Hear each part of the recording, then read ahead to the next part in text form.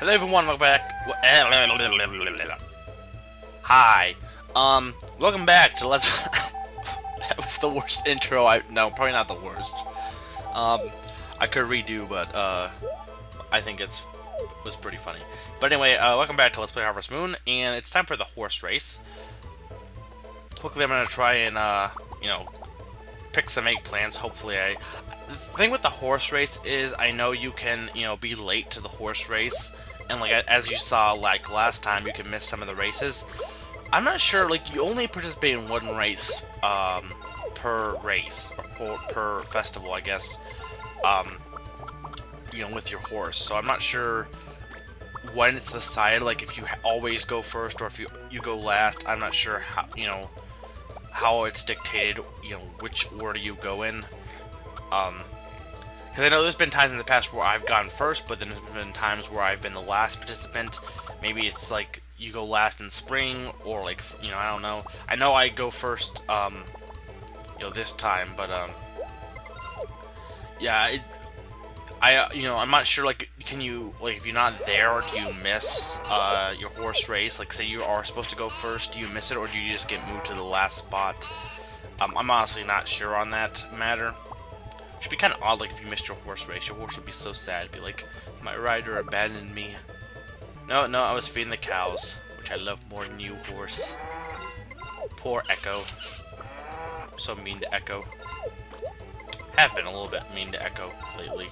Not really mean, but I haven't been as kind as I have been to the cows. It's easy to be nice to the cows, though, because they're indoors.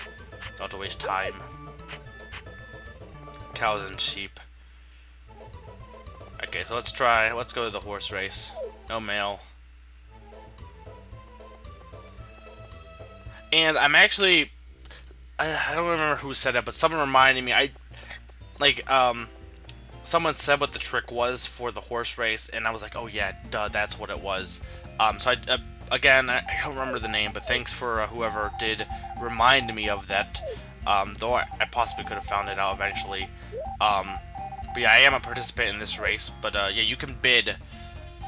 There's a trick to bidding without wasting any money.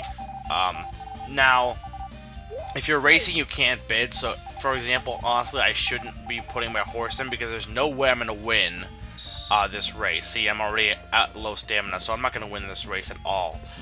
So I probably should have just not, done the race, and I'd be able to bid 3 times.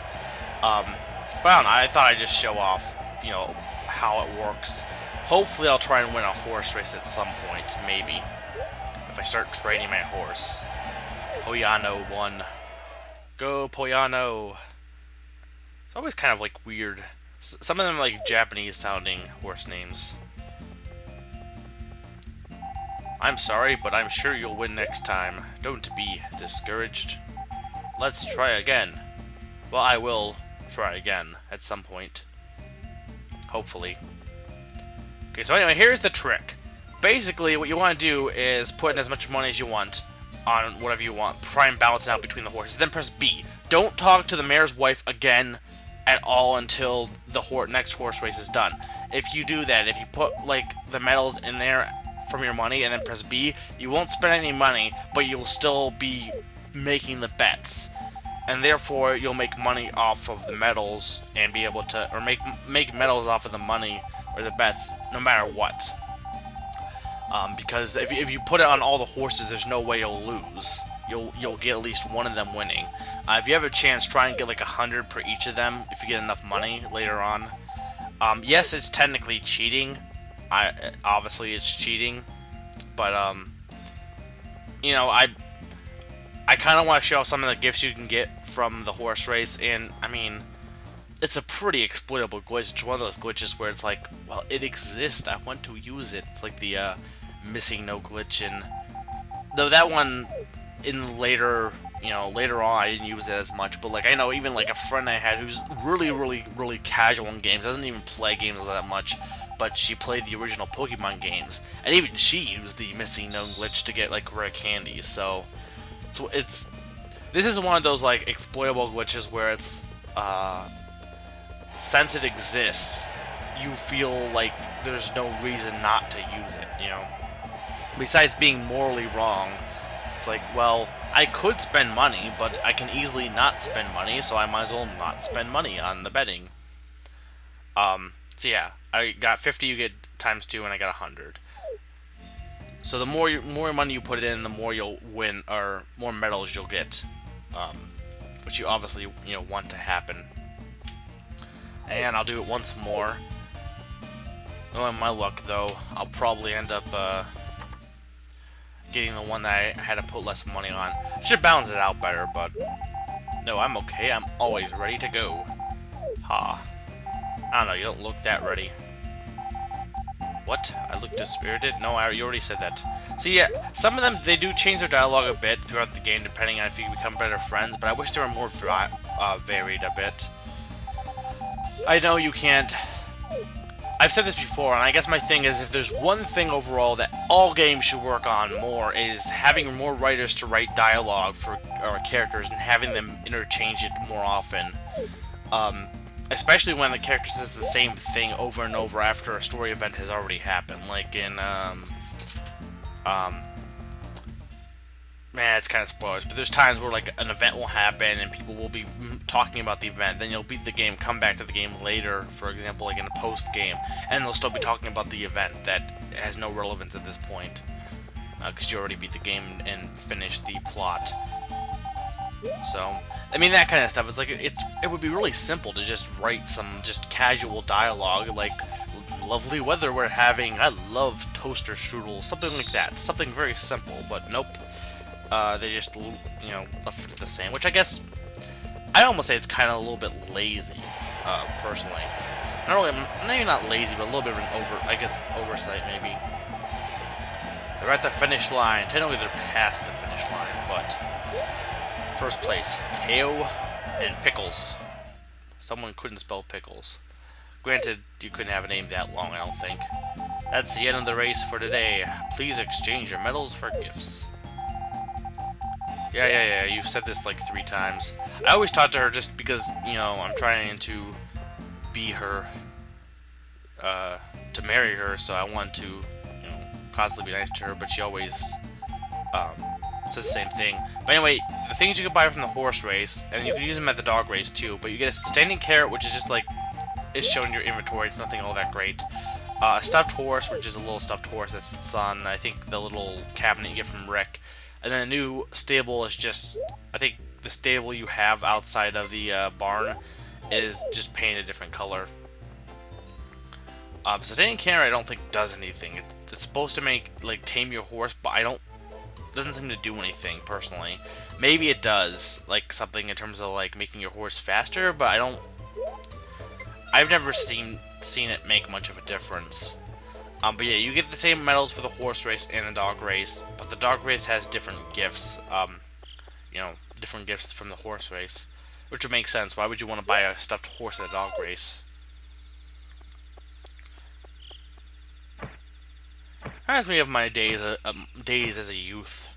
Went all the way to, oh, awesome, I have a better hoe. But is that a hoe or is it I don't know. But anyway, music box again. But days when go to like the zoo. Zoo used to be like the biggest thing for me, or not for me, but like for kids in general. There's like things when you were young that, like, oh yeah, I remember that was the best thing ever. And now like, some people go to the zoo, it's still fun, but I'm definitely gonna go to the zoo. It's not like, woo, the zoo, it's so exciting. It's more of, yeah, the zoo. I guess for me at least. Maybe for some people they really love the zoo. Stuff like Chuck E. Cheese's used to be like the best thing ever, even though its pizza is pretty bad, and the games are still pretty decent.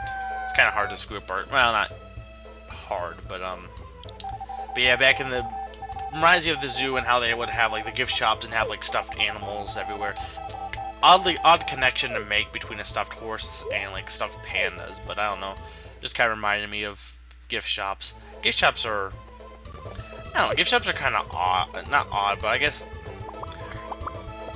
my thing is I've kind of gotten in the mood lately of, not only mood, but the habit of not buying things that are gonna be, not doing, like, I love stuffed animals. I used to have a bunch of them, a bunch of the Beanie Babies and a bunch of that. And and I like them. It's just, you know, they don't do anything, and they just kind of take up space. And I guess my thing is, you know, at least in terms of collecting, if you're a young kid, well, stuffed animals are fine. You're a young kid, and you can, you know, play with it. And if you have sentimental value, but I guess my thing is, I've been trying lately not to buy stuff that's just gonna not go to use, because I feel bad for just having it stored and not doing anything. The exception being, of course, video games, because I usually do use them, and you know, that's my probably biggest passion. But yeah, it's kind of odd how, you know, times change, at least for me, in terms of, you know, back in the day, certain values you held and, you know, nostalgic symbols aren't nearly as important as they used to be. Like I said, Chuck E. Cheese, the zoo. Also, this is really awesome. Play pit, the play ball pit in McDonald's. Ball pits in general were just like, they're still awesome. In fact, I would love to just go swimming in a ball pit. Ball pits, buy me a ball pit, and I'd be the happiest man in the world. If you don't like ball pits, you should just leave the world. Go to Pluto. Pluto doesn't like ball pits either. We just installed a bunch of Plutonians. Okay, not really. But, anyway. Yeah. Fix it up. I'm almost convinced that's a glitch. I know, well, definitely the horse race is a glitch for sure. There's no reason that way they would just include. I don't know. You wonder sometimes if, you know, maybe the creators put the glitch in there on purpose. In some things, at least. It's like when, you know, someone makes like a really, horrendous, like the Pokedex entries I mentioned, how they're like really awfully sad, and it's like you have to like imagine how the writer is thinking, or the person who's doing it, what their reaction is if they're, or not so much with the Pokedex entries, but when someone makes something that's really awful, you wonder, are they just making it awful and they actually think it's good, or are they making it awful just to see how awful they can make it? You know, like is a reaction, oh, this is the best thing ever, I'm so happy I'm making this, or is there a reaction, oh, this is so awful, everyone's gonna hate it, I'm so happy. You know, just like laughing in the back of their mind. I guess it depends. I think that it varies depending on the situation. But yeah, whenever I see something, I always think to myself, you know, what was the creator thinking of when they were making this thing?